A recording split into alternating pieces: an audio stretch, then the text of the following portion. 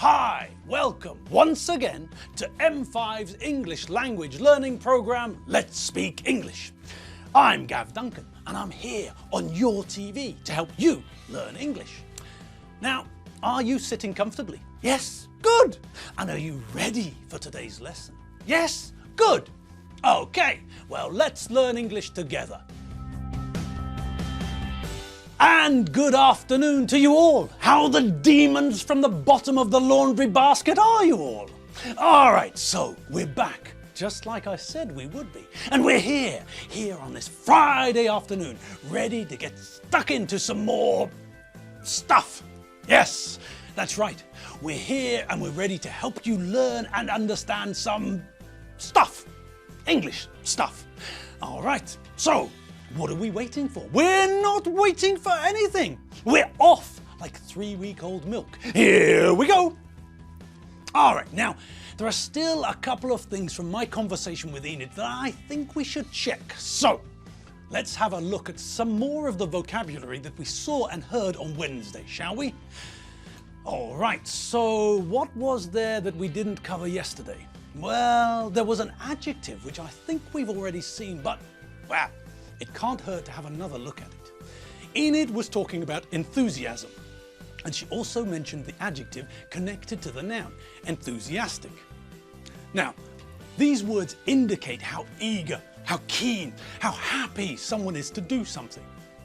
If you tell your kids to go upstairs and do their clarinet practice, then normally they're not particularly enthusiastic, are they? No. It's a lovely day and all their friends are playing in the park. Your kids don't want to be stuck inside making noises like this, do they? And now for some soothing sounds from Squidward's clarinet. Thank you, thank you.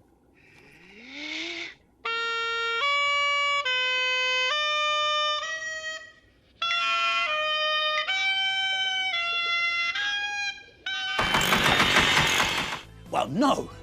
And to be honest, I don't think anyone wants to hear your kids making noises like that. Anyway, that's not the point. The point is that you're telling your kids to do something that they don't want to do. Walk the dog, tidy your room, practice the clarinet, do your homework. And because they don't want to do these things, they're not very enthusiastic.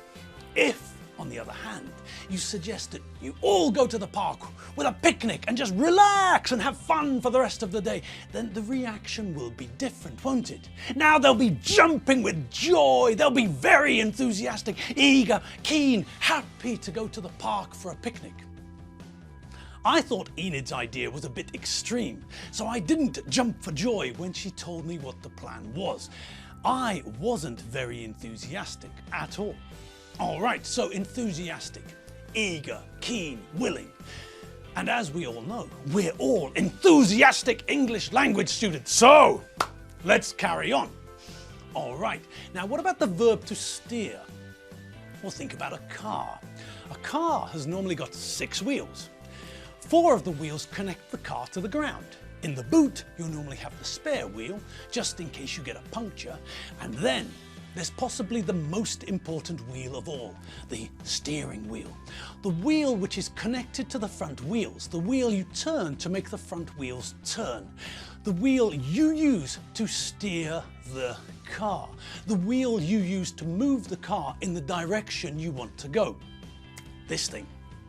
Okay, so that's a steering wheel and we use it to steer, that is move or direct the car in the direction we'd like to travel. And we can use the same verb in approximately the same way. If you ask certain questions and say certain things, then you can steer a conversation in the direction that you'd like to. If you want to find out about Rupert's holiday plans, then you should start talking about holidays and keep talking about holidays. If Rupert starts to talk about something else, then ask another question about holidays. Steer the conversation back to the subject you want to discuss. Okay, and there was something else, another phrase that I mentioned. I said that I didn't want to rain on Enid's parade. Well, what's that about then? Well, a parade is normally a lot of fun, so if you rain on a parade, you ruin that parade. So this means that if I rain on someone's parade, then I spoil it for them. Enid was excited about her plans, and the fact that I pointed out problems with the plans means that I was raining on her parade. I was spoiling the fun that she was having. And speaking of problems, there was a synonym for problem in the conversation between me and Enid. Did you spot it? Yes, that's right. I said something about a snag, didn't I? Now, a snag is an unexpected problem, something that you didn't see or didn't think of or didn't consider when you were making your plan. This is why we normally plan things with more than one person. Everyone has a different viewpoint and everyone sees things differently. And that means that what I don't notice, you do. What you don't notice, I do. You see a snag, a potential problem, which I didn't think about. Now, what else was there? Enid said that the bugs she bought cost her a pretty penny. And this is just another way of saying that they cost her a lot of money. They weren't cheap, not by a long shot. But as she went on to tell us, she didn't stop. She went ahead. She bought the bugs. She shelled out. And that's just a verb, an informal verb meaning to pay. We normally use this verb when we're talking about excessive amounts of money. When we got to the hotel, all the rooms were booked, so I had to shell out for a suite.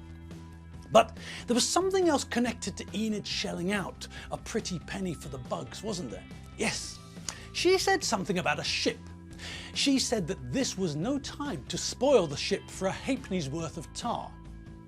Okay, so what's all that about then? Well, as we know, to spoil something is to do something which destroys it or makes it less enjoyable. So if we spoil a ship, then we ruin that ship. If you've got a ship and I drill a hole in the hull, then I've spoilt your ship. Now it's not going to float, now it's going to sink, like a submarine. But your ship isn't going to come back to the surface of the water. Now look at the next part of the phrase, for a halfpenny. Now, where have we seen that before? Yes, that's right. In that song about the geese getting fat because they weren't doing their aerobics. Not like these guys. We push ourselves to the maximum. The champions, we are the champions.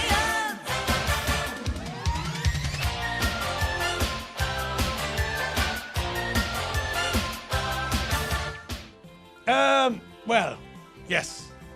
Let's just move on, shall we? I think that's probably the best idea. So, the song about Christmas coming. Christmas is coming. The geese are getting fat. Please put a penny in the old man's hat. If you haven't got a penny, then a halfpenny will do. If you haven't got a halfpenny, then, oh, just forget it, Scrooge, or something like that. All right, so we all remember that halfpenny just means half a penny. And is that a lot of money? No, not at all. In the olden days, you could buy half of Europe for about a halfpenny and still have change to get some chocolate. So, not a lot of money. And that tells us that a halfpenny's worth of tar isn't an expensive item. Okay, well, what's tar? Well, tar is a thick, flammable liquid which we get when we distill wood or coal. Does that help?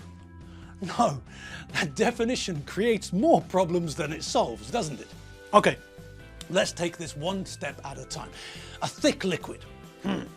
Well, when we say that a liquid is thick, we're saying that it's viscous. We're saying that this liquid is somewhere between liquid and solid.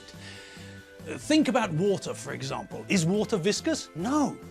Water is a very liquid liquid. If you knock over a bottle of water, the water runs all over the place very quickly. Okay, but if we want to, we can make water thicker. We can make water viscous. How? By making it colder. We know that if we freeze water, we get a solid, ice. But if we make water very cold, but stop before it reaches a solid state, then the water won't move as quickly as before. Now it's somewhere between liquid and solid. Now it's viscous or more viscous than normal. Okay, so we know that that's what we mean by a thick liquid, a liquid which is viscous. Honey, marmalade, Nutella. Well, Nutella is practically solid anyway. Okay, what's next? Flammable. That adjective just means that it's easy to set this on fire. Water is not flammable. You try setting fire to water. Petrol, on the other hand, is very flammable. petrol and flames are a bad combination. Okay, so we know that this tar stuff is a thick, that is viscous liquid which catches fire easily. Okay, but where do we get it from? We distill it from wood and coal. Eh? Now this bit ripped a large hole in my brain when I tried to find out more about it, so believe me, it's not worth the effort. Essentially, if we heat wood or coal slowly, then we get this viscous liquid. That's all we need to know. We see this liquid today being used in road building. It's the sticky, gluey, black, viscous liquid that road builders put on the roads that they're building. Now, the other place that people use tar is to coat wood and make it waterproof. And this is where we start to see the light at the end of the tunnel. In the past, all boats, all ships were built from wood. And the boat and ship builders used tar to paint the boats and ships to seal the wood and make it waterproof. The boats and ships were painted with tar to make them waterproof. Now, back to what Enid said. She was saying that it doesn't make sense to spoil the ship for a halfpenny's worth of tar. So what does she mean? She means that it's not logical to try and save money on small things when there's a chance that this small money-saving plan could lead to the destruction of the whole project.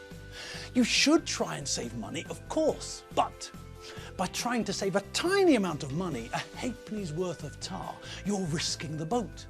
Perhaps that halfpenny's worth of tar is a very important halfpenny's worth, and if you decide not to paint that little bit, well, maybe the ship will sink and the whole project will be lost.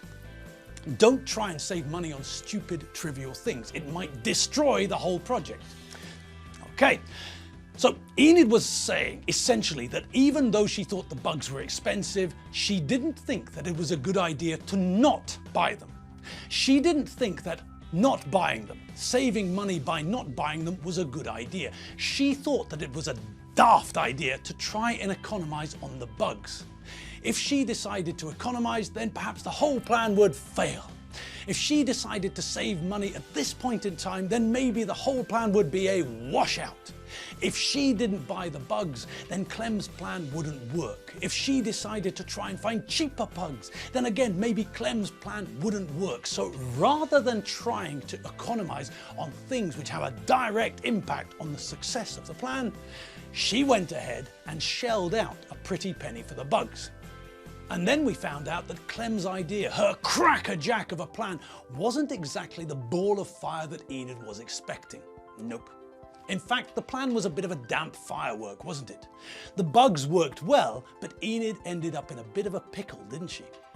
And what's a pickle when it's at home? Well, we all know what a pickle is, don't we? Yes, we know the verb to pickle. That's when we preserve a food, not by adding some bizarre collection of dangerous additives which start with the letter E, but when we put food into vinegar or water with lots of salt in it. We normally pickle food in vinegar or brine. Now, when I think of a pickled item of food, it could be a pickled egg or some pickled cabbage, but the thing I normally think of is a pickled gherkin, one of those funny little cucumbers like this.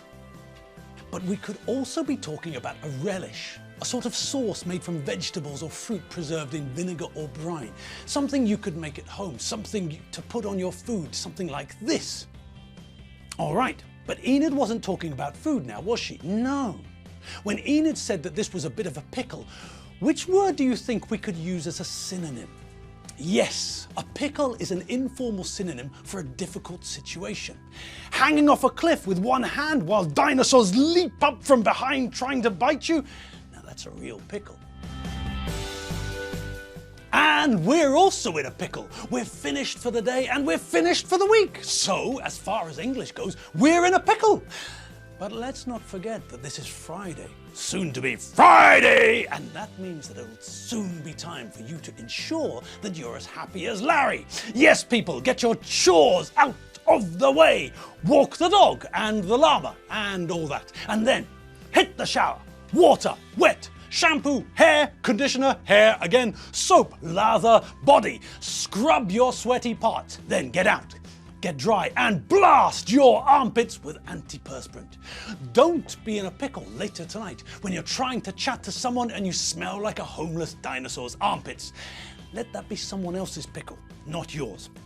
I'll see you all on Monday, people. Have a great weekend, have fun, and do the things you enjoy doing. And get some rest too. See you on Monday. See you later. www.mediaclick.hu. Bye!